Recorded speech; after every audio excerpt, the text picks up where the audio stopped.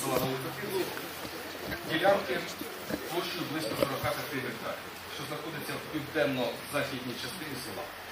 А також провести обговорення питання щодо виділення 5 земельних ділянок під забудову новопетрівським учасникам АТО по вулиці Шевченка. Повідомляють про наступний регламент. Доповідач має до 10 хвилин, на запитання до 1 хвилини, на відповідь до 3 хвилин. Прошу всіх вимкнути мобільний телефон або перевести в безшумний режим, щоб вони нам не заважали. Нічого не чути, Не чутно? Я тоді повторю регламент нашого зібрання. Доповідач має до 10 хвилин, на запитання до 1 хвилини, на відповідь до 3 хвилин. І прошу вимкнути всіх мобільний телефон або перевести їх в безшумний режим, щоб вони нам не заважали. Перше питання про розгляд детального плану. Розробник даного детального плану товариство Центр АПЛД. Доповідати з даного питання буде директор Коваленко Юлія Васильівна. Протокол веде в нас архітектор Новопетрівської сільської ради Зелененко Ірина Петрівна. Але перш ніж Юлія Васильівна доповість нам про сам детальний план, я хотів би сказати невеличке вступне слово стосовно свого бачення вказаної містобудівної документації та подальшого розвитку нашого села, пов'язаного з цим детальним планом. Населені пункти навколо Києва, таких районів, як Києво-Святошинський, Борисівський, Броварський, це такі міста Буча, Ірпінь, села Петропавлівська Борщагівка, Софіївська Борщагівка, Квітівщина набагато раніше розпочали багатоповерхову забудову і показали всім іншим приклад, як і за рахунок чого потрібно розвивати свої населені пункти. Результатом саме тієї багатоквартирної забудови є стрімкий розвиток цих міст та сіл приміської конгломерації столичного регіону. Яскравим прикладом є розвиток селища Буча, яке за 5 років, завдячуючи розбудові, стало містом обласного значення, яке є одним з найкращих в країні в плані комфортного проживання мешканців та благоустрою. Я, звичайно, не говорю, що завдячуючи саме цій забудові ми зможемо підняти рівень нашого села до рівня Бучі чи Ірпеня, адже обсяги забудови в нас значно скромніші. Але позитив та покращення в цілому наше село, звичайно, отримає. Таке моє вступне слово. Я надалі передам слово представнику розробника даного детального плану. Вона доповість безпосередньо вже по частині даної містобудівної документації. А надалі ви зможете задавати питання і ми будемо відповідати на них. Дякую за увагу.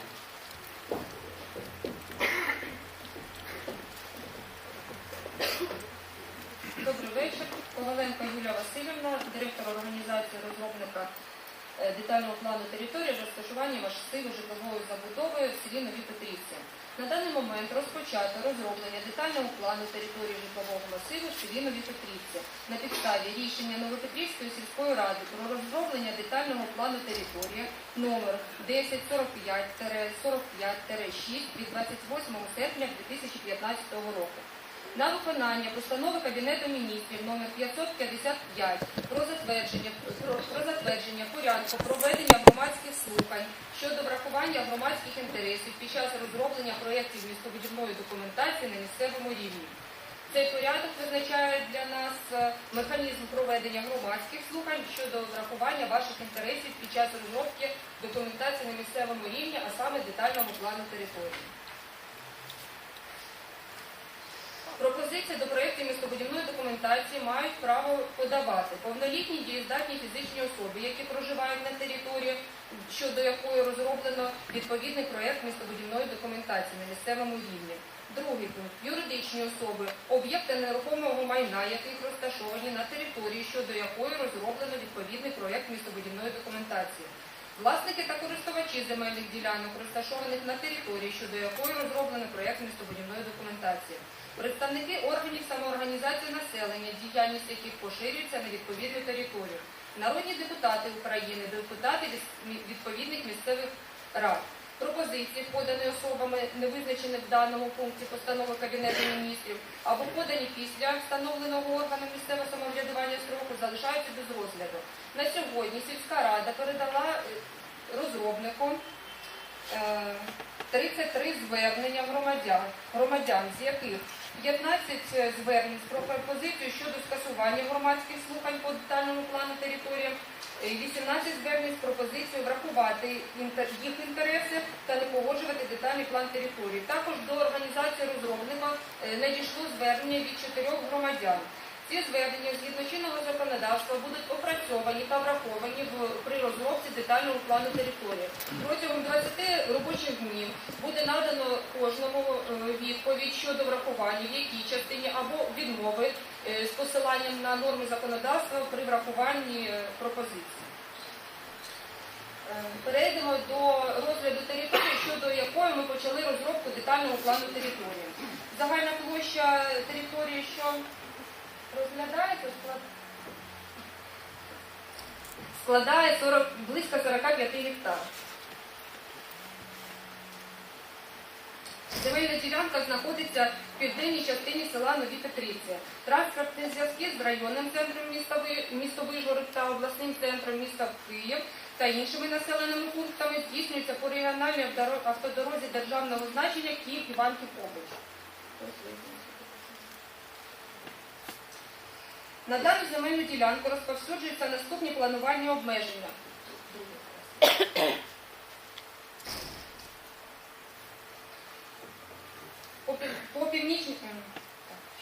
По південній частині проходить лінія електропередачі, обмеження від якої складає 20 метрів.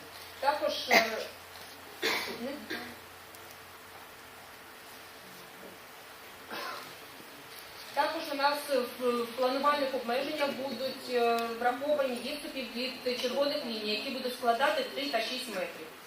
Червоні лінії формують дорожню сітку.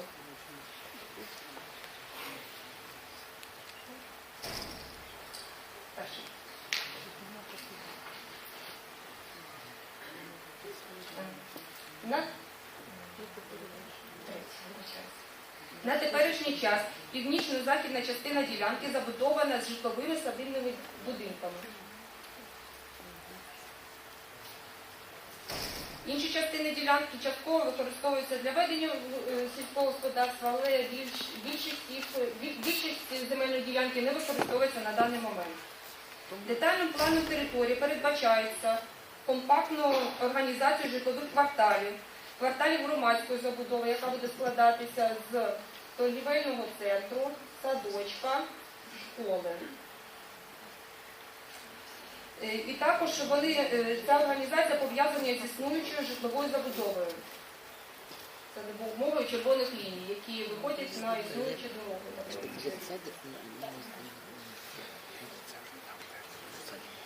На території земельної ділянки передбачається розміщення наступних будівель і споруд. Житлові садибні будинки з присадибними ділянками. Житлові багатоквартирні будинки поверховістю 4 поверха. Цей квартал. Житлові будинки багатоквартирні поверховістю 5, 7 і максимальна поверховість 9 поверхів. І частини. Розміщений дитячий садочок. Дитячий садочок орієнтовно 230-250 місць. І школа зі стадіоном. Школа на максимальна кількість учнів може скласти 1000 учнів.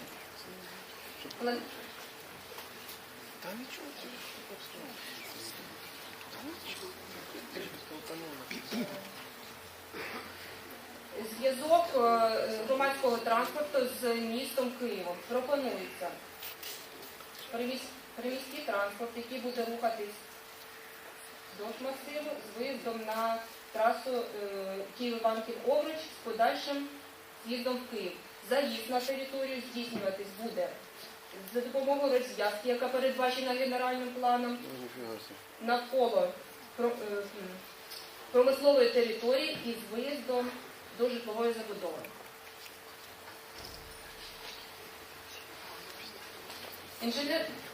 Що стосується інженерного забезпечення території, перше. Водопостачання, каналізування, дощова каналізація будуть централізовані. Згідно генерального плану села Нові Петрівці, каналізування села всього проєктне поділяється на 10 басейнів. Каналізування даної території, яка буде забудована, представлена одним басейном з формуванням каналізаційної насосної станції в центральній частині орієнтовно, але подальше її місце розташування визначається проектом та робочою документацією. Тут знаходиться проект каналізаційна насосна станція. Проектні очисні споруди села Нові Петрівці згідно генерального плану розташовуються в цій частині.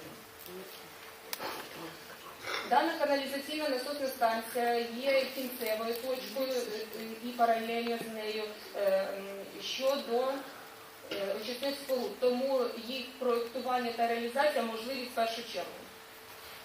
Ці двох ось тут знаходиться і тут знаходиться, які покривають два пояса. Ось один басейн і ось другий басейн.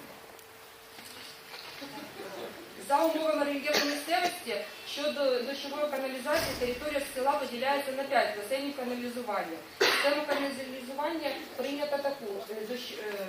Дощові води від кожного басейну каналізування самопливними мережами надходять до очисних споруд, що проєктуються для кожного басейну окремо. Також поряд з насосною станцією є проєктний, передбачений генеральним планом та обумовлені рельєфом, очисні споруди, які після очищення дощові води перекачуються до місця скидання, що розташоване за межами села.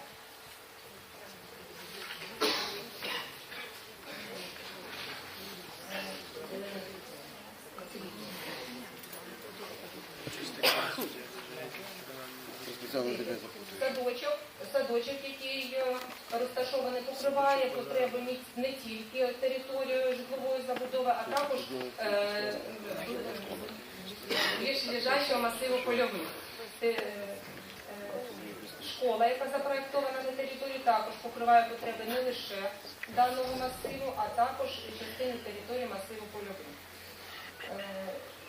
Чотириповерхова забудова обумовлена обмеженнями щодо існуючої сапітної забудови, тому що поверховість і максимальна висота у нас регламентується, і відстань від житлової забудови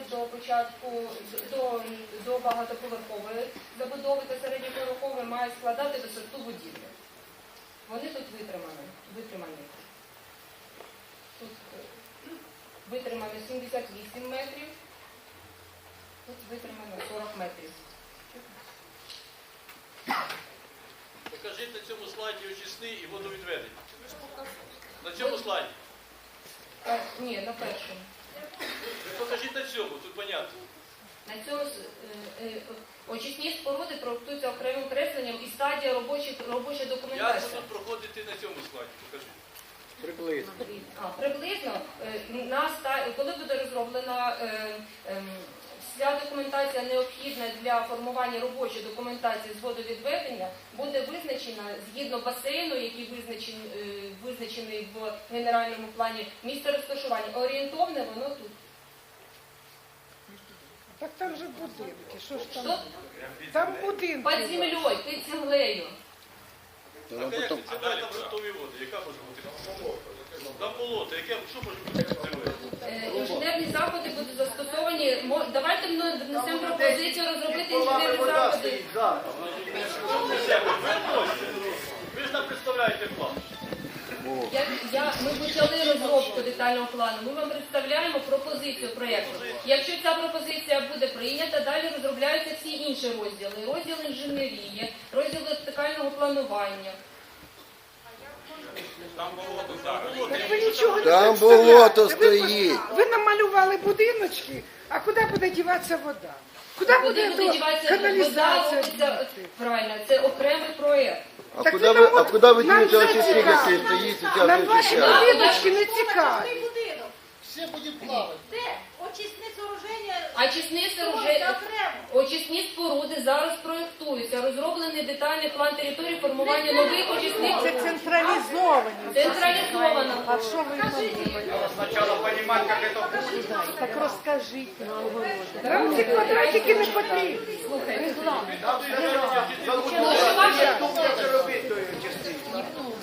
за умовами рельєфу, ще повторюю, за умовами рельєфу місцевості територія всього села поділяється на 6 басейнів каналізування. Схему каналізування прийнято таку. Це схема прийнята генеральним планом населеного пункту. Дощові води від кожного басейну каналізування самопливними мережами підходять до очисних споруд, що проєктуються для кожного басейну окремо. Дана територія, що ви кому цікаво, підійдіть в друкованому вигляді, видно розташування. А який приблизний срок цих каналізаційних споруд централізованих? Скільки кубов? Виконання. Срок виконання. Коли вони будуть виконувати? Ну це питання не до мене, коли вони будуть реалізовані. Це питання до села. Спочатку робиться А срок будівництва? Спочатку будівництва, потім каналізація? Да. А потім вам спочатку підготовка території. Слухайте мене. Спочатку інженерне, задавали питання. Спочатку інженерна підготовка території, потім будівництво. А що до нам що інженерну підготовку території? Згідно розрахунку буде визначено насип ґрунту, буде визначено місця формування системи, водовідведення, водопостачання. Повністю підготовка території буде для будівництва. Також паралельно повинно здійснюватися будівництво мереж інженерних, до яких буде підключено. Поки не будуть мереж, не будуть підключені будинки, бо вони за містобудівними умовами, які визначає детальний план території, мають немає локальної водопостачання, каналізування, централізоване. Локальне я не називала. Якщо локальне, тоді вони не прив'язані до загальної системи села. Якщо централізовані, вони підключаються лише за умови централізовані. Спочатку будується централізована мережа, каналізування дощова і побутові стоки, а потім вже підключаються будинки. Детальний план території визначає містобудівні умови та обмеження забудови земельної ділянки. Якщо в детальному плані вказано, що централізоване каналізування, то тоді є можливість підключення лише до централізованого каналізування села. Також є варіанти локального. Тобто спочатку будується каналізування, а потім підключається.